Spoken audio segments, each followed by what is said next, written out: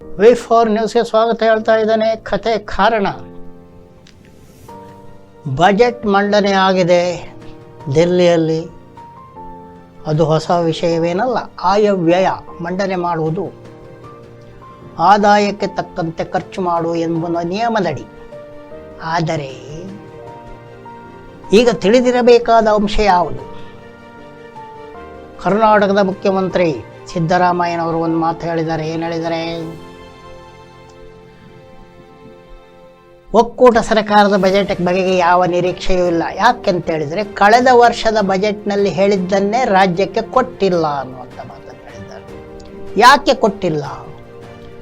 ಕೊಟ್ಟಿಲ್ಲ ಅಂತ ತಿಳಿಬೇಕಾದರೆ CAG ವರದಿಯನ್ನು ನೋಡಬೇಕು. ಮಹಾಲೇಖಪಾಲರ ವರದಿ, CAG ವರದಿ ಬಂದಿದೆ. ಏನು ಹೇಳಿದೆ ವರದಿಯಲ್ಲಿ?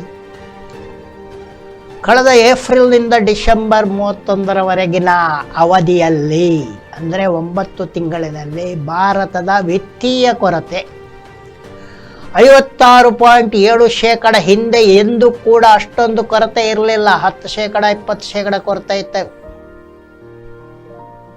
ಏಪ್ರಿಲ್ನಿಂದ ಜನವರಿ 1ರವರೆಗೆ ಎಷ್ಟು ಕೊರತೆ? 56.7%. ಹಿಂದೆಂದೂ ಇಲ್ಲದಂಥ ವಿತ್ತೀಯ ಕೊರತೆಯನ್ನು ಕೇಂದ್ರ ಸರ್ಕಾರ ಎದುರಿಸ್ತಿದೆ.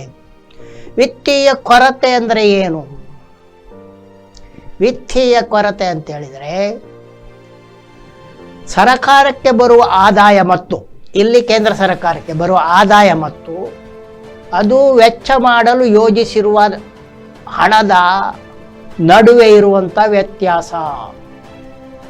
ಅಲ್ಪ ಸ್ವಲ್ಪ ವ್ಯತ್ಯಾಸ ಆಗೇ ಆಗ್ತದದು. ಯಾಕಂದರೆ ಅಂದಾಜು ಮಾಡಿದಷ್ಟೇ ಬರ್ತದಂತೇನಿಲ್ಲ. ಅದೆಲ್ಲ ಒಂದು 10% ಇರ್ತಾಯಿತ್ತು. ಆದರೆ ಈ ಬಾರಿ 56.7% ವ್ಯತ್ಯಾಸ ಅಂತೇಳಿದರೆ ದೊಡ್ಡ ಭಾರತದ ಆರ್ಥಿಕತೆಯಲ್ಲಿ ದೊಡ್ಡ ಹೊಂಡವೇ ಬಿದ್ದಿದೆ ಅನ್ನುವಂಥದ್ದು ಸ್ಪಷ್ಟ ಇದೆ. ಎಷ್ಟು CAG ವರದಿಯಲ್ಲಿ ಎಷ್ಟು ಕೊರತೆಯನ್ನು ಹೇಳಿದೆ? 9.14 ಲಕ್ಷ ಕೋಟಿ. ಅಂದರೆ ಕಳೆದ ಬಜೆಟ್ನಲ್ಲಿ ಕೇಂದ್ರ ಸರ್ಕಾರ ಏನು ಯೋಜನೆಯಾಗಿತ್ತೋ ಹಾಕಿತ್ತೋ ಆ ಯೋಜನೆ ಮುಟ್ಟುವುದು ಬಿಡಿ, ಅದನ್ನು ಮಾಡಲಾಗದಂತೆ 9.14 ಲಕ್ಷ ಕೋಟಿ ರೂಪಾಯಿಯ ವಿತ್ತೀಯ ಕೊರತೆ 9 ತಿಂಗಳಲ್ಲಿ ಆಗಿದೆ ಅಂತ ಯಾರು ಹೇಳಿದ್ದು? ನಾವು ಹೇಳಿಲ್ಲ. CAG ವರದಿಯಲ್ಲಿ ಹೇಳಿದೆ. CAG ಸೆಂಟ್ರಲ್ ಗೌರ್ಮೆಂಟ್ನೆಲ್ಲ ಹತೋಟಿಯಲ್ಲೇ ಇರುವಂಥ ಒಂದು ಲೇಖಪಾಲರ ಸಂಸ್ಥೆ, ಅಂದರೆ ಲೆಕ್ಕ ಪರಿಶೋಧಕ ಸಂಸ್ಥೆ. ಅವರೇ ಹೇಳಿರೋದು 9 ತಿಂಗಳಲ್ಲಿ 9.14 ಲಕ್ಷ ಕೋಟಿ ರೂಪಾಯಿ ಕೇಂದ್ರೀಯ ವಿತ್ತೀಯ ಕೊರತೆಯಾಗಿದ್ದು ಬಜೆಟ್ ದೊಡ್ಡ ಗುಳಮ್ಮಾಗ್ಬಿಟ್ಟಿದೆ. ದೊಡ್ಡ ಒಂದು ತೂತು ಬಿದ್ದಿದೆ ಬಜೆಟ್. ಹಾಗಿರುವಾಗ ಹೊಸ ಬಜೆಟ್ನಲ್ಲಿ ಇನ್ನೇನಿರ್ತದೆ? ಅದನ್ನೇ ಸಿದ್ದರಾಮಯ್ಯನವರು ಹೇಳಿದ್ದು ಯಾವ ರೀತಿ ಅಂತ ಹೇಳಿದ್ರೆ, ನಮಗೆ ಏನು ನಿರೀಕ್ಷೆ ಇಲ್ಲ, ಹೋದ ವರ್ಷದ ಬಜೆಟ್ ಕೊಟ್ಟಿಲ್ಲ, ಅಲ್ಲಿ ಇದ್ರ ತಾನೇ ಕೊಡೋದು. ಇನ್ನು ಸೀತಾರಾಮನವರೇ ಬಜೆಟ್ ಮಂಡಿಸಿದ ಸೀತಾರಾಮನವರೇ, ಇದೀಗ ತಾನೇ ಬಜೆಟ್ ಮಂಡಿಸಿದ ಸೀತಾರಾಮನವರೇ ನಿನ್ನೆ ಏನು ಮಾಡಿದ್ರು ಲೋಕಸಭೆಯಲ್ಲಿ? ನಿನ್ನೆ ಅವರು ಹೇಳಿದ್ರು GDP ಮಂದಗತಿಯಲ್ಲಿದೆ. GDP ಮಂದಗತಿಯಲ್ಲಿದೆ ಅಂತ ಹೇಳಿದ್ರೇನು? ಭಾರತದ ಆರ್ಥಿಕ ಸ್ಥಿತಿ ಮಂದಗತಿಯಲ್ಲಿದೆ, ಜನರ ಬದುಕು ಅಭಿವೃದ್ಧಿ ಮಂದಗತಿಯಲ್ಲಿದೆ ಅಂತ ಅರ್ಥ. ಅದನ್ನು ಹಣಕಾಸು ಮಂತ್ರಿಯೇ ನಿನ್ನೆ ಲೋಕಸಭೆಯಲ್ಲಿ ಹೇಳಿದ್ದಾರೆ. GDPಯು 6, 7, 8 ಹೀಗೆ ಲೆಕ್ಕ ಹೇಳ್ತಾ ಇರ್ತಾರೆ. ಆಮೇಲೆ ಕಡಿಮೆ ಆಗಿದೆ ಅಂತ ಒಂದು ಸರ್ತಿ ಬರೀತಾರೆ. ಏರಿದೆ ಅಂತ ಹೇಳೋದು, ಮರುದಿವಸನೇ ಕಡಿಮೆ ಆಗಿದೆ ಅಂತ ಹೇಳೋದು. ಇದು ಒಂದು ರೀತಿ ಜನರನ್ನು ಮಂಗ್ಯ ಮಾಡುವ ವಿಧಾನ ಅಂತ ಕಾಣ್ತದೆ. ಈಗಲೂ ಕೂಡ ನಿನ್ನೆ ಅವರು ಹೇಳುವಾಗಲೂ ಹಾಗೆ ಹೇಳಿದರು, ಮುಂದಿನಗಳಲ್ಲಿ ಏರ್ತದೆ ಅಂತ. 2 ಸಲ ಆಯ್ತು ಹೀಗೆ ಏರ್ತದೆ ಅಂತ ಹೇಳಿದ್ದು, ಅದು ಕುಸಿದದ್ದು. ಹಾಗಾಗಿ GDP ಈ ರೀತಿ ಹಳ್ಳಕ್ಕೆ ಬಿದ್ದಿದೆ.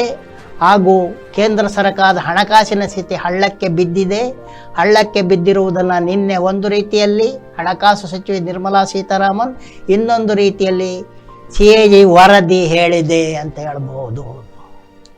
ಇನ್ನು ನಮ್ಮ ಕರಾವಳಿಯನ್ನು ತೆಗೆದುಕೊಂಡರೆ ಪ್ರಸಾದ್ ಅತ್ತಾವರ ಅವರು ಕೆಲವರ ಗುಂಪು ಕಟ್ಟಲು, ಒಬ್ಬ ಅನಂತ ಭಟ್ ಅಂತ ಒಬ್ಬರು, ಇನ್ನೊಬ್ಬರು ಸ್ನೇಹಬೈ ಕೃಷ್ಣ, ಇವರೆಲ್ಲ ಸೇರಿಕೊಂಡು ಕಾಳಿ ಮಾತೆಗೆ ಕುರಿ ಬಲಿ ಕೊಟ್ಟು ಸಾಕಷ್ಟು ರಕ್ತವನ್ನು ಹರಿಸಿ ಏನು ಕಿತಾಪತಿ ಮಾಡಿದ್ದಾರೆ ಅಥವಾ ಏನು ಮಾಟಮಂತ್ರ ಮಾಡಿದ್ದಾರೆ ಅನ್ನೋದು ಗೊತ್ತಾಗಿಲ್ಲ. ಈ ಬಗೆಗಿನ ವಿಡಿಯೋ ಮಾತ್ರ ಪೊಲೀಸರಿಗೆ ಸಿಕ್ಕಿದೆ ಅಂತ ಹೇಳ್ಬಿಟ್ಟು ಕಮಿಷನರ್ ಮತ್ತು SP ಸಾಹೇಬರೇ ಹೇಳಿದ್ದಾರೆ. ಇದು ಯಾರ ಪರವಾಗಿ? ಪ್ರಸಾದ್ ಅತ್ತಾವರ ಇರ್ಬೋದು, ರಾಮಸೇನೆ ಇರ್ಬೋದು, ಅವರು ಮಾಡೋದೆಲ್ಲ ಏನು ಕಲೆಕ್ಷನ್ಗೆ. ಮೂಢ ಹಗರಣ ಆದ ಕೂಡಲೇ ಮೂಢ ಹಗರಣ ಸಂಬಂಧಪಟ್ಟಂತೆ ಕಲೆಕ್ಷನ್ಗೆ ಮೈಸೂರಿಗೆ ಹೋಗಿರ್ತಾರೆ. ಕಲೆಕ್ಷನ್ಗೆ ಹೋದಾಗ ಅಲ್ಲಿ ಬೇರೆ ಬೇರೆ ಹೆಸರುಗಳನ್ನು ಹೇಳಿರ್ತಾರೆ. ಕಲೆಕ್ಷನ್ಗೆ ಯಾರ ಹೆಸರು ಬೇಕಾದ್ರೂ ಹೇಳ್ತಾರೆ, ಅದು ಹೊಸ ವಿಷಯವೇನೇನು. ಅಂಥ ಸಮಯದಲ್ಲಿ ಇದು ಯಾರ ಬಗ್ಗೆ ಆಗಿದೆಯೋ, ಸೇಮೈ ಕೃಷ್ಣ ಪರ ಈ ಮಾಟಮಂತ್ರ ಆಗಿದೆ ಅಂತ ಅವ್ರ ಸೇಮೈ ಕೃಷ್ಣಿಗೆ ಬಲ ಭರಿಸಲು ಈ ಮಾಟಮಂತ್ರ ಆಗಿದೆ ಅಂತ ಹೇಳಲಾಗಿದೆ. ಇನ್ನು ಕೆಲವರು ಹೇಳ್ತಾರೆ ಅವ್ರ ವಿರುದ್ಧ ಮಾಟಮಂತ್ರ ಆಗಿದೆ ಅಂತ. ಯಾವುದು ಸತ್ಯ ಅಂತ ತನಿಖೆಯಿಂದಷ್ಟೇ ಗೊತ್ತಾಗಬೇಕು. ಆದರೆ ಇವರು ಕಾಸಿಗೋಸ್ಕರ ಏನು ಬೇಕಾದ್ರೂ ಮಾಡ್ತಾರೆ. ಅತಿ ದೊಡ್ಡ ಮೂಢನಂಬಿಕೆಯನ್ನು ಕೂಡ ಮಾಡ್ತಾರೆ ಈ ಜನ. ರಾಮನ ಹೆಸರು ಒಂದು ಇರ್ತದೆ, ರಾಮನಾಮ ಪಾಯಸಕ್ಕೆ ಕೃಷ್ಣನಾಮ ಸಕ್ಕರೆ ಅಂತ ಹೇಳ್ಬಿಟ್ಟು ರಾಮನ ನಾಮ ಹಾಕಲಿಕ್ಕೆ ಕೃಷ್ಣನ ಪಾಯಸ ಮಾಡಿ ತಿನ್ನಲಿಕ್ಕೆ ಏನು ಬೇಕಾದ್ರೂ ಮಾಡ್ತಾರೆ ಅವರು. ಹಾಗಾಗಿ ಪ್ರಸಾದ್ ಅತ್ತಾವರ ಇನ್ನೊಂದು ಮೊಕದ್ದಮೆಯಲ್ಲಿ ಸಿಕ್ಕಿಕೊಂಡಿದ್ದಾರೆ. ಇತ್ತೀಚೆಗೆ ತಾನೇ ಸಲೂನ್ ಪ್ರಿಯರಾಗಿಬಿಟ್ಟು ಸಲೂನ್ ಒಡೆಯಲು ಹೋಗ್ಬಿಟ್ಟು ಬಂಧಿತರಾಗಿದ್ರೆ ಅಷ್ಟು ಸುಲಭನ? ಅವರೆಲ್ಲ ಬಂಧಿತರಾದರೂ ಅವ್ರು ಇವಾಗ ಇರೋದು ಆಸ್ಪತ್ರೆಯಲ್ಲಿ, ಹುಷಾರಿಲ್ಲ ಅಂತ ಆಸ್ಪತ್ರೆಯಲ್ಲಿದ್ದಾರೆ. ಇದು ದೊಡ್ಡವರ ಸಮಾಚಾರ ಇದೆಲ್ಲ. ನಮ್ಮಂಥವ್ರು ಬಂಧನಾದರೆ ಸೀದಾ ಜೈಲಲ್ಲಿ ಇಡ್ತಾಯಿದ್ರು. ರಾಮಸೇನೆಯವರು ಬಂಧಿತರಾದರೂ ಕೂಡ ಅವರು ಆಸ್ಪತ್ರೆಯಲ್ಲಿ ಇರ್ತಾರೆ, ಜೈಲಲ್ಲಿರುವುದಿಲ್ಲ. ಇನ್ನು ದಿಲ್ಲಿಯ ಚುನಾವಣೆ ಹತ್ತಿರ ಬರ್ತಾ ಇದ್ದಂಗೆ ಆಮ್ ಆದ್ಮಿ ಪಕ್ಷದ 7 ಜನ ಶಾಸಕರು ರಾಜೀನಾಮೆ ನೀಡಿದ್ದಾರೆ. ಯಾಕಪ್ಪ ರಾಜೀನಾಮೆ ಕೊಟ್ಟರು ಅವರು? ಅವ್ರು ಹೇಳಿರೋದು ಅರವಿಂದ್ ಕೇಜ್ರಿವಾಲ್, ದಿಲ್ಲಿ ಮಾಜಿ ಮುಖ್ಯಮಂತ್ರಿ ಅರವಿಂದ್ ಕೇಜ್ರಿವಾಲ್ ಹಿಂದಿನಂತೆಲ್ಲ ಅದರಿಂದ ರಾಜೀನಾಮೆ ಕೊಡ್ತಿದ್ದೇವೆ ಅಂತ. ಆದರೆ ನಿಜವಾದ ಕಥೆ ಏನು? 7 ಜನರಿಗೆ ಟಿಕೆಟ್ ಕೊಟ್ಟಿಲ್ಲ. ಹಾಲಿ ಶಾಸಕರಾಗಿರುವ 7 ಜನರಿಗೆ, ಸುಮಾರು ಜನರಿಗೆ ಟಿಕೆಟ್ ಕೊಟ್ಟಿದ್ದಾರೆ. ಅದರಲ್ಲಿ 7 ಜನರು ಟಿಕೆಟ್ ಸಿಕ್ಕದ 7 ಜನರು ಆಮ್ ಆದ್ಮಿ ಪಕ್ಷಕ್ಕೆ ರಾಜೀನಾಮೆ ಕೊಟ್ಟಿದ್ದಾರೆ. ಇದು ಒಂಥರ ರಾಜಕೀಯದಲ್ಲಿ ಆಚೆ ಓಡಿ ಈಚೆ ಓಡಿ ಅವಕಾಶ ಸಿಗದೆ ಇದ್ದರೆ ಓಡಿಬಿಡು ಅನ್ನುವಂಥ ರೀತಿಯಲ್ಲಿ ಇದೆ. ಅವನು ಬಿಟ್ಟು ಇವ್ರು ಬಿಟ್ಟು ಅವ್ರು ಯಾರು ಅನ್ನುವಂಥ ರೀತಿಯಲ್ಲಿ ಇದೆ.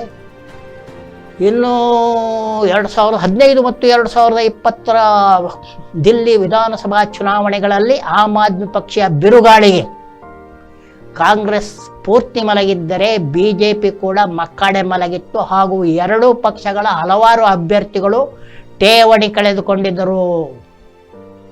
ಕಾಂಗ್ರೆಸ್ ಪಕ್ಷದಲ್ಲಂತೂ 70ರಲ್ಲಿ 63 ಮಂದಿ ಠೇವಣಿ ಕಳ್ಕೊಂಡಿದ್ದರು ಕಳೆದ ಚುನಾವಣೆಯಲ್ಲಿ ಎನ್ನುವಂಥದ್ದು ಬಹಳ ಮುಖ್ಯ. ಹಾಗಾಗಿ ಮತ್ತೆ ದಿಲ್ಲಿಯಲ್ಲಿ ಎದ್ದೇಳಲು ಕಾಂಗ್ರೆಸ್ ಬಹು ಸರ್ಕಸ್ಸನ್ನು ಈಗ ಮಾಡ್ತಾ ಇದೆ. ಆ ಸರ್ಕಸ್ನಲ್ಲಿ ಅದು ಯಶಸ್ವಿಯಾಗುತ್ತದೆ ಎನ್ನುವಂಥದ್ದು ಫೆಬ್ರವರಿ 8ಕ್ಕೆ ಗೊತ್ತಾಗಬೇಕು, ಅದಕ್ಕೆ ಮುಂಚೆ ಗೊತ್ತಾಗೋದಿಲ್ಲ.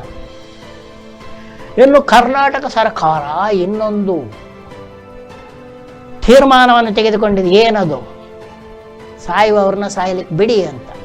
ಅದೇ ಹಾಗೆ ಅದು ಒಂದು ಕಡೆ ಹೇಳಿದೆ, ಮೈಕ್ರೋ ಫೈನಾನ್ಸ್ ತೊಂದರೆ ಸಿಕ್ಕರೆ ಆತ್ಮಹತ್ಯೆ ಮಾಡ್ಕೋಬೇಡಿ, ತಾಕೊಲೆ ಮಾಡ್ಕೊಳ್ಬೇಡಿ, ಸರ್ಕಾರದ ಸಹಾಯವನ್ನು ಕೇಳಿ ಅಂತ ಒಂದು ಕಡೆ ಹೇಳಿದೆ. ಇನ್ನೊಂದು ಕಡೆ ಇನ್ನೊಂದು ತೀರ್ಮಾನ ತೆಗೆದುಕೊಂಡಿದೆ, ಸರಳವಾಗಿ ಸಾಯಲು ಅವಕಾಶ ಕೊಡುವ ತೀರ್ಮಾನವನ್ನು ಕರ್ನಾಟಕ ಸರ್ಕಾರ ತೆಗೆದುಕೊಂಡಿದೆ. ಇದೇ ಹೇಗೆ ಸರಳವಾಗಿ ಸಾಯುವುದು ಅಂತ ಹೇಳಿದರೆ, ಕೆಲವರಿಗೆ ಬ್ರೈನ್ ಡೆಡ್ ಆಗಿರ್ತದೆ.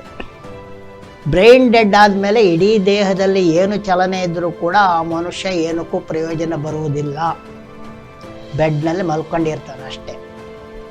ಅದೇ ರೀತಿ ತೀವ್ರ ಅಪಘಾತದಲ್ಲಿ ಒಬ್ಬ ವ್ಯಕ್ತಿಯ ಮಿದುಳು ಕೆಲಸ ಮಾಡದೆ, ಶಾಕಿಂಗ್ನಲ್ಲಿ ಕೆಲಸ ಮಾಡದೆ ಹೋದಾಗ ಕೂಡ ಆ ವ್ಯಕ್ತಿ ದೇಹದಲ್ಲಿ ಚಲನೆ ಇದ್ದರೂ ಕೂಡ ಏನೂ ಮಾಡಲವದಾಗಿರ್ತಾನೆ, ಕಾಮ ಸ್ಥಿತಿಯಲ್ಲಿ ಇರ್ತಾರೆ.